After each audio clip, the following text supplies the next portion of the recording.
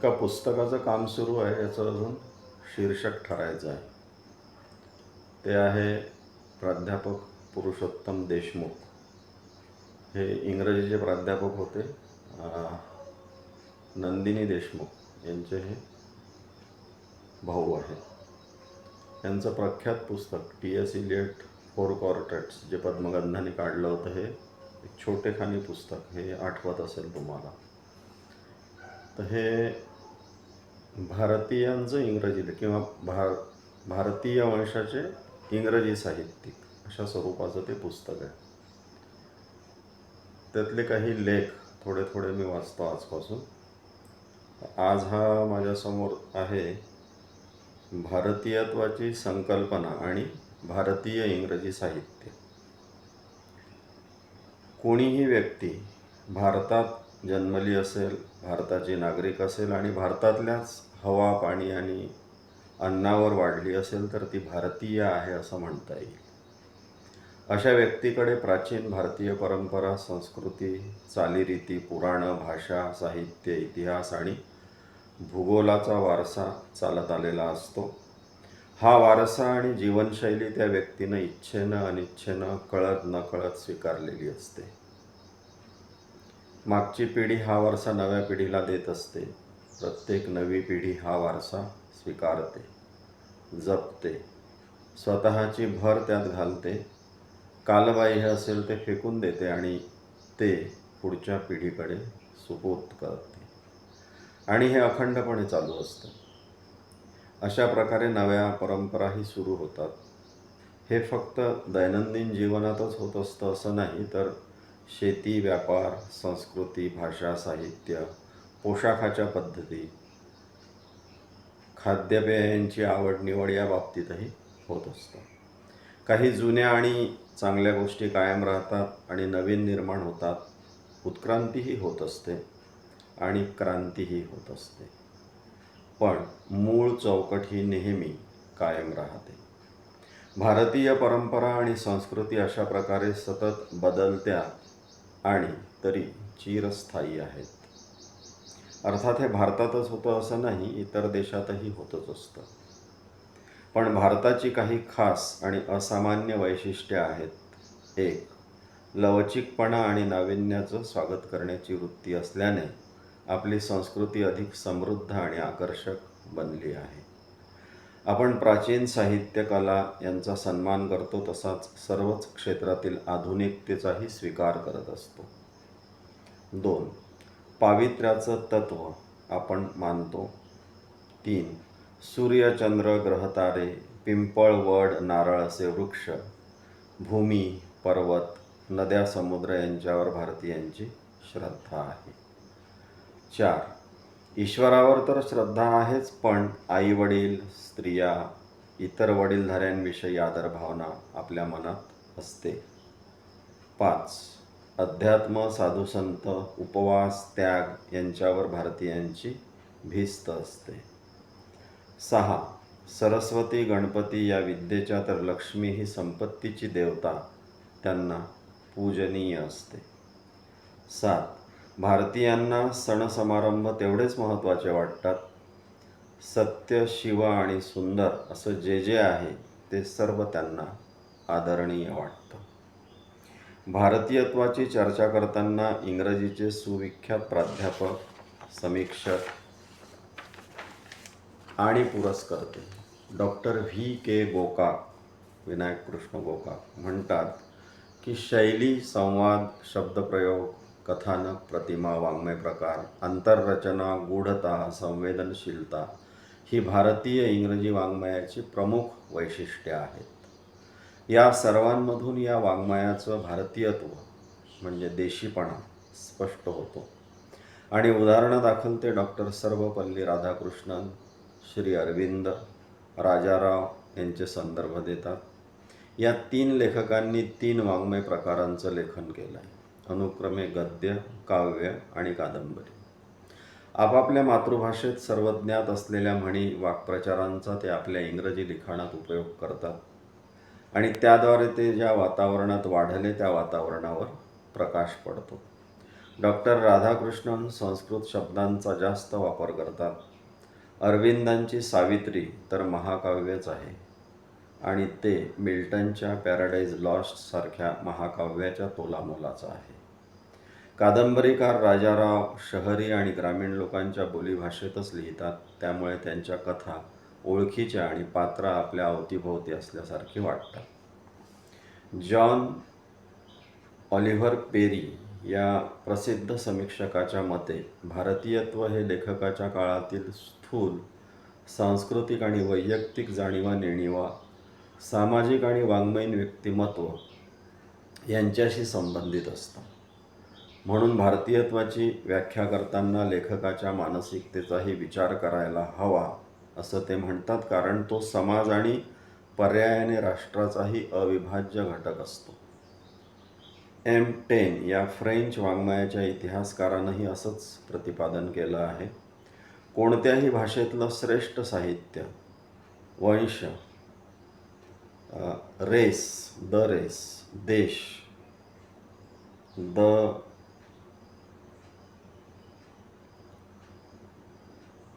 हा शब्द नीट लागत नाही आहे, इंग्रजी आहे, मिलियू असं काही आहे ते, MILIU, आणि काळ, द मोमेंट या 3 घटकांनी मिळून जन्माला येतं असं ते म्हणतात. लेखक हा चौथा घटकही तेवढाच महत्त्वाचा असतो. भारतीय इंग्रजी वाङ्मयाच्या क्षेत्रातील भीष्माचार्य डॉक्टर KR श्रीनिवास अय्यंगार हे सुद्धा त्यांच्याशी सहमत आहेत. ते म्हणतात, वंश म्हणजे भारतातील हिंदू, मुस्लिम, ख्रिश्चन यांचा संमिश्र समाज. राष्ट्र म्हणजे भारतीय उपखंड आणि काळ म्हणजे पाश्चिमात्यांचं भारतावरील आक्रमण व शासन. पुन्हा पाश्चिमात्य म्हणजे केवळ इंग्रज नव्हत, तर पोर्तुगीज, डच, फ्रेंच, जर्मन आणि इटालियन्स. या परकीयांमध्ये व्यापारी होते, मिशनरी होते, सैनिक होते, तसंच शासकीय अधिकारी, लेखक, कवीही होते. भारतही मराठे, मोगल, उत्तर प्रदेशीय आणि दाक्षिणात्य यांच्यामध्ये विभागला गेलेला होता. या सर्वांचाच भारतीय संस्कृती, समाज, भाषा, वाङ्मय यांच्यावर अतिशय प्रभाव होता. भारतीय हिंदू, मुस्लिम आणि ख्रिश्चनांनी निर्माण केलेलं इंग्रजी साहित्यच भारतीय इंग्रजी साहित्य म्हणता येईल असं ते म्हणतात. भारतात जन्मलेल्या आणि भारतातच राहणाऱ्या, भारतात जन्मलेल्या पण परदेशात राहणाऱ्या परकीय लेखकांचं पण भारताविषयीचं साहित्य हे सुद्धा भारतीय इंग्रजी साहित्य अशीही व्याख्या होऊ शकते असंही ते सुचवतात. अशा लेखकात ते रुथ प्रवर, झाबवाला, निस्सीम इझेकिएल, डॉम मोरायस, रामानुजन, R.K. नारायण, राजाराव, जयंत महापात्र, मुल्कराज आनंद, UR अनंतमूर्ती वगैरेंची गणना करतात. आणि शेवटी भारतीयांचं भारतात निर्माण झालेलं भारताच्या सांस्कृतिक संदर्भातलं लिखाण हेच भारतीय इंग्रजी साहित्य या निष्कर्षावर ते येऊन पोहोचतात. कारण त्यांच्या मते त्यातूनच भारतीय अस्मिता आणि संवेदनशीलता व्यक्त होते. कुठलीही कलानिर्मिती हा आत्मशोध असतो, आपल्या मुळांचा शोध असतो. म्हणूनच सर्व भारतीय वैशिष्ट्यांचं चित्रण करण्यासाठी आणि मुख्य म्हणजे स्वतःच्या विचार, भावना, दृष्टिकोनांना अभिव्यक्ती देण्यासाठीच अनेक भारतीय भाषातून वाङ्मय निर्मिती सुरू झाली. कारण भाषा हेच सर्वात प्रभावी माध्यम असतं. सर्व सामाजिक सांस्कृतिक स्तरातील लोकांचं जीवन, त्यांच्या समस्या यांना कलात्मक रीतीनं वाचकांपुढे आणणं हाच तर लेखकाचा हेतू असतो. हेच सर्व साहित्याच्या निर्मितीचं उद्दिष्ट असतं. हे सगळं जसं मराठी, बंगाली, हिंदी, तेलुगू, तमिळ, कानडी भाषातून व्यक्त होत असतं, तसं भारतीयांनी इंग्रजीतून व्यक्त करणं स्वाभाविक होतं. शिवाय आपल्या व्यक्तिगत, कौटुंबिक, सामाजिक जीवनाची ओळख परभाषकांना करून देणंही आवश्यक होतं. इंग्रजीतूनच का, तर आपले भारतीय लेखक, कवी इंग्रजांच्या, ती भाषा बोलणाऱ्यांच्या संपर्कात आले आणि त्या भाषेचा त्यांच्यावर प्रभावही पडला. इतर कोणत्याही परकीय भाषेपेक्षा इंग्रजीचा प्रसार भारतात आणि जगात इतरत्रही अधिक झालेला असल्यानं ती भाषाच माध्यम म्हणून त्यांनी उपयोगात आणली.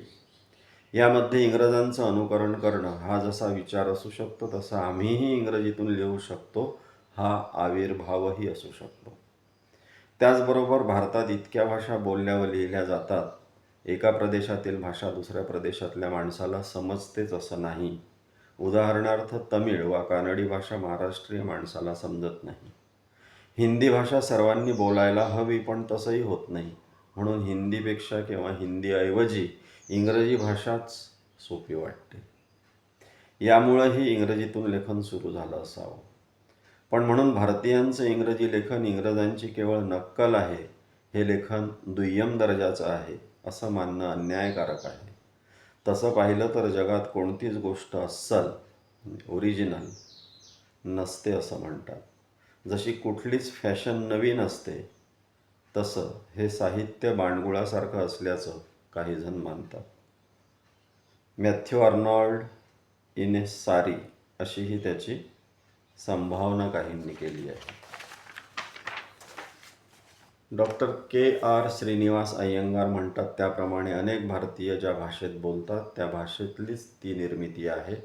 हे साहित्य तुलनेनं नवीन असलं तरी ते मराठी, बंगाली, हिंदी, कानडी वगैरे भाषेतल्याप्रमाणेच भारतीय साहित्य आहे.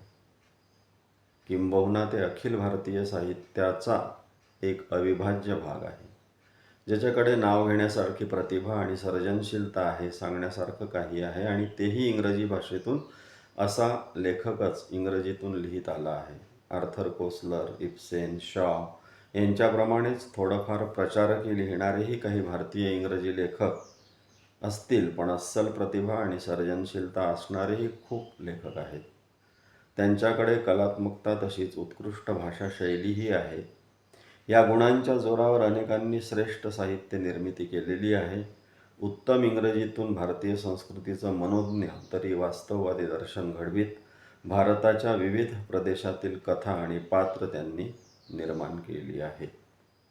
रवींद्रनाथ टागोर, मुल्कराज आनंद, राजाराव, आर के नारायण, अनिता देसाई, शशी देशपांडे वगैरेंच्या कथा, कादंबऱ्या, निस्सी मिजिकेल, कमला दास, जयंत महापात्र, पार्थसारथी, अरुण कोलटकरांच्या कवितांना कोणतेही निकष लावले तरी पाश्चिमात्य इंग्रजी कथा, कादंबऱ्या कवितांच्या तोडीच्या त्या आहेत असं लक्षात येईल. सुरुवातीच्या काळात कदाचित भाषेच्या मर्यादा पडल्यानं कधीकधी जाणवत असेल काही लेखक कवींच्या बाबतीत, पण नंतर नवखेपणाच्या या खुणा नाहीशा होतानाही दिसतात. स्थलकाल, व्यक्तिपरत्वे, उत्कटता, सखोलता आणि अभिव्यक्तीची शैली बदलू शकते, कमी जास्त होऊ शकते. सरोजिनी नायडू, तोरू दत्त यांच्या कवितांपेक्षा कमला दास वगैरेंच्या कविता अधिक उत्कट, हृदयस्पर्शी आणि दाहक वाटतात. याचं कारण त्या ज्या काळात आणि ज्या विषयावर लिहित गेल्या ते सगळं हळूहळू बदलत गेलं. टागोरांच्या काळातील सामाजिक परिस्थिती आणि आर के नारायण यांच्या वेळची सामाजिक परिस्थिती अगदी वेगळी होती. म्हणून विषय, समस्या आणि त्यावरचे उपायही वेगळे होते. म्हणून टागोर वा सरोजिनी नायडूंच्या श्रेष्ठतेला धक्का लागत नाही. टागोरांना तर साहित्याचं नोबेल पारितोषिक मिळालं होतं. भारतीय मूळ असलेल्या व्ही एस नायपॉल या कादंबरीकारालाही नुकतंच नोबेल मिळालं. ही तत्कालीन गोष्ट, तत्कालीन म्हणजे त्यावेळचा लेख असेल हा. कमला दासची कविता वाचल्यावर अमेरिकन कवयित्री सिल्व्हिया प्लाथची आठवण होते. आर के नारायण यांची चार्ल्स डिकन्सची तुलना होऊ शकते. Vikram Seth, a suitable boy आणि Arundhati Roy, the God of small things हे नव्या दमाचे लेखक कसे विसरता येतील. या सर्वांच्याच लेखनात भारतीय अस्मिता, संवेदनशीलता, जीवनाकडे बघण्याचा दृष्टिकोन आपल्याला प्रतीत होतो. भौगोलिकदृष्ट्या वाङ्मयाचं लेखक कवींचं वर्गीकरण केलं जातं, पण सर्वत्रच लेखक कवींच्या प्रेरणा या सारख्याच असतात. मग ते पाश्चिमात्य असोत की पौरात्य. सर्वांची जीवनमूल्य तीच असतात आणि ती सर्वांनाच भावतात. मात्र लेखक, कवी आणि वाचकांची तार जुळायला हवी. कथा, कादंबरी, कविता या वाङ्मय प्रकारांच्या शिवाय इतिहास, तत्त्वज्ञान, राजकारण या विषयांवरही उत्कृष्ट लेखन भारतीय लेखकांनी इंग्रजीतून केलेलं आहे. स्वामी विवेकानंद, श्री अरविंद, लोकमान्य टिळक, डॉक्टर राधाकृष्णन, महात्मा गांधी, जवाहरलाल नेहरू यांचं इंग्रजीतलं लेखन केवळ वाचनीयच नाही तर आंतरराष्ट्रीय दर्जाचं आहे आणि ते परकीय विद्वानांनीही गौरविलेलं आहे.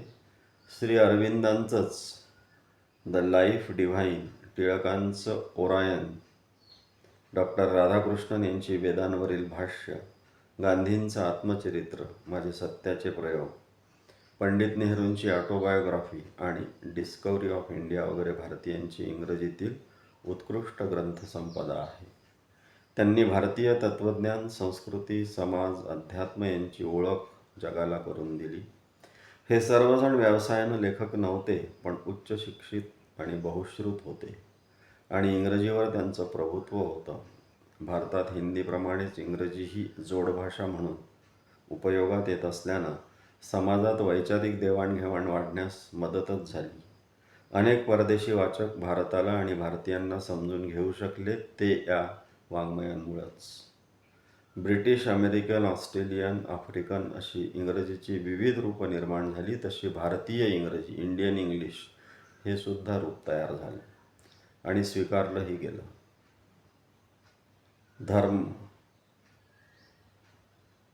धर्म, बंध, लुंगी, बिंधास, घी यासारखे हिंदी मराठी शब्द ऑक्सफर्ड डिक्शनरीमध्येही समाविष्ट झाले.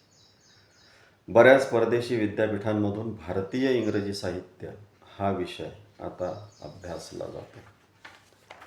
हा पहिला म्हणजे नंतर पुढे प्रत्येक लेखकांवर लिहिलेला आहे पुरुषोत्तम देशमुख यांनी. हे सुतोवाच होतं पुस्तकाचं की भारतीयत्वाची संकल्पना आणि भारतीय इंग्रजी साहित्य म्हणजे नेमकं काय, कशाला म्हणायचं, असं हे एक टिपण होतं. इथून पुढे मग पुष्कळ म्हणजे एक महत्त्वाचं पुस्तक तयार करतो आहे असा मला फील येतो आहे. अनिता देसाई, मुलकराज आनंद, कमला दास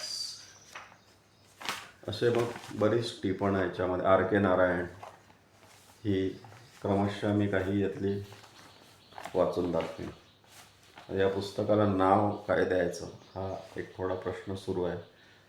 भारतीयांचं इंग्रजी लेखन असं एक ढोबळ नाव आधी त्यांनी दिलं होतं, पण त्याच्यावर विचार सुरू आहे. तुम्हाला सुचलं तुम्ही काही पण सुचवा, काही सुचवा.